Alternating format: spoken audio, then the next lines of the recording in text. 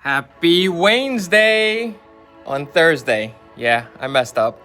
I was so busy, I didn't get around to doing this until today, but I have to do it.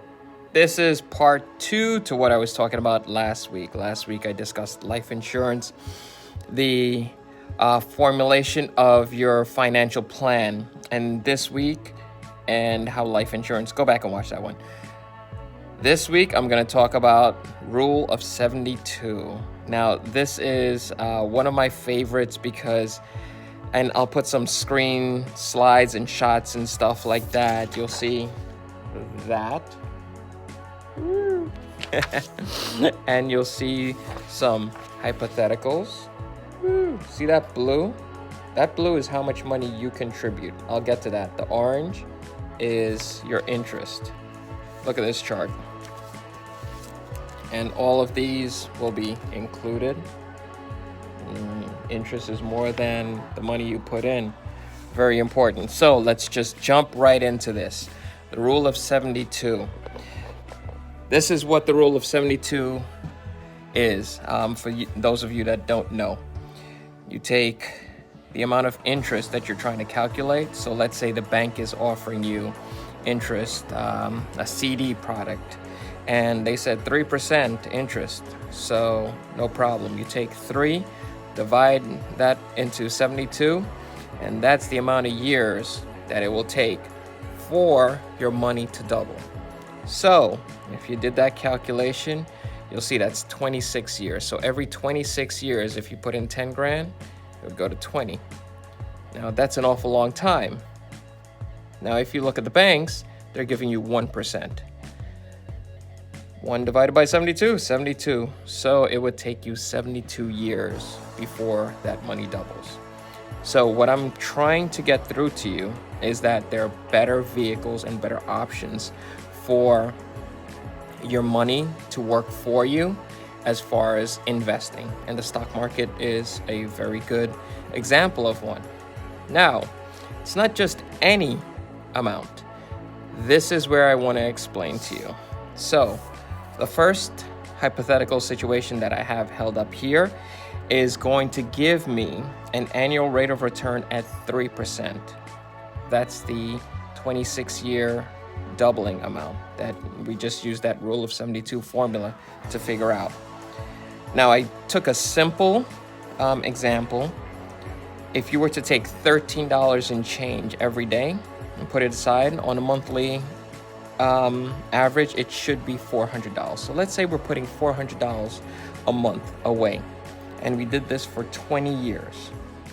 At that annual rate of return of 3%, factoring in 3% inflation, at the end of 20 years, you will have $171,000 in your account, which isn't bad, considering the only amount that you've contributed was $128,000 roughly that you've contributed. $42,000 is interest. That's not bad. So that's your CD product. But let's say you were going to, you're now starting out in your career and you're thinking long term. All right. This is the way I'd like for people to understand this. And this is a rushed video. It's just to give you some numbers, something to have you think about. And then if you want more information, you can find it on the internet. You can find YouTube channels. You can find tons of people. Of course, I would like if you'd call me and reach out to me and ask me to go through this with you. It's my pleasure. I'd love to explain this stuff and give you examples for your particular situation. Your specific case is going to be different than everyone else's. These are just ideas that, basic numbers that you can go through, and you can double, triple these numbers, and it will work out for your situation. But let me get back to this.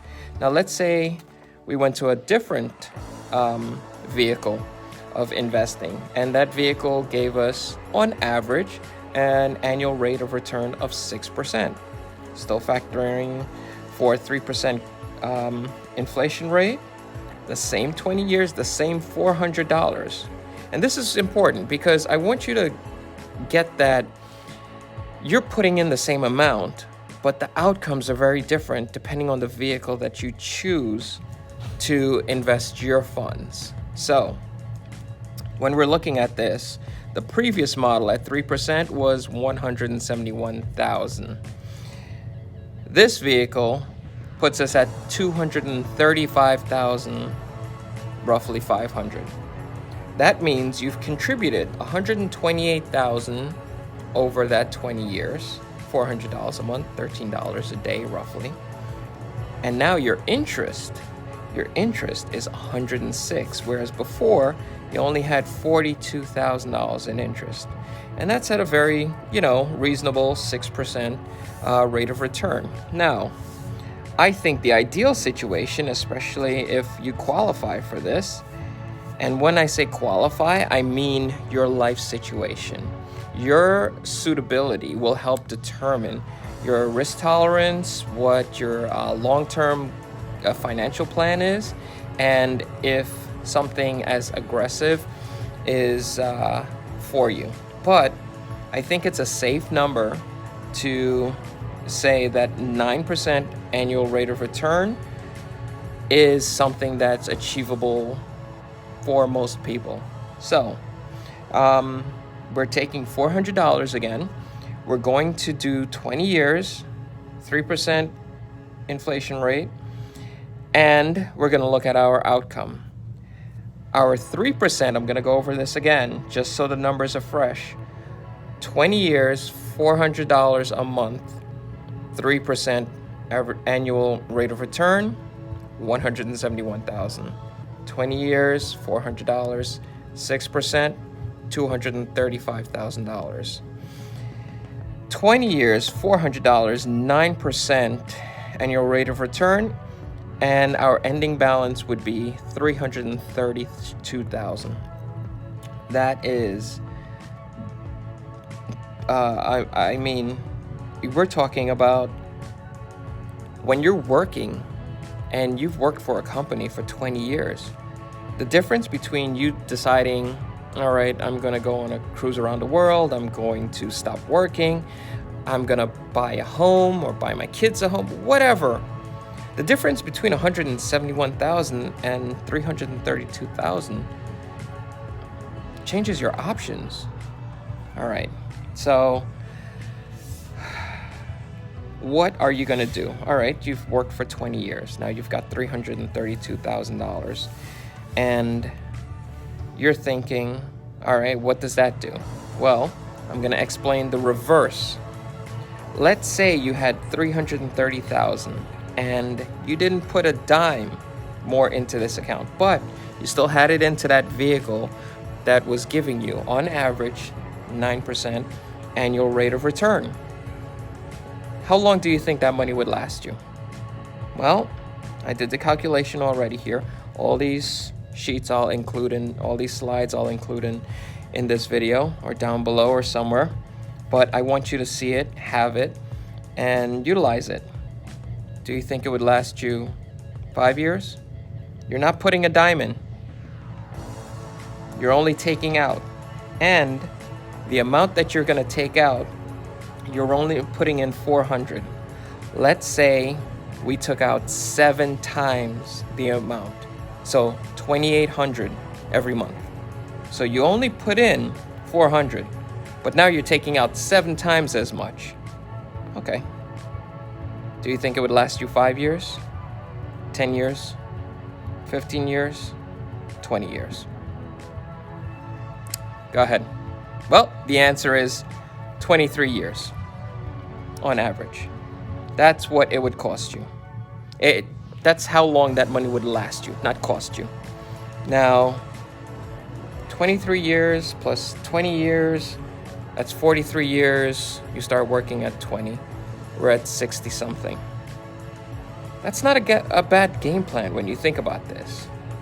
So why doesn't everyone do this? Seems simple enough. My question is, now that you have the information, why aren't you doing it? See, I know why I didn't do it, and I didn't start this until later on in life. No one explained it to me, and I didn't understand it. So I'm hoping that someone out there, maybe they're 16, 17, 18, and they're thinking, hey, I could put aside $200, maybe $100, and increase it as I go on. But the goal that I really want people to understand is the rule of 72, how to apply it, and how to figure this stuff out for yourself. If you need help, I'm here to help you. Anyway, that's my wrap up for this Waynesday. I hope this is helpful, informative at very least. And if any of this is something that you want more detail on, please, it doesn't take much of my time to get this to you. All right? You have a great day and enjoy your Waynesday on Thursday.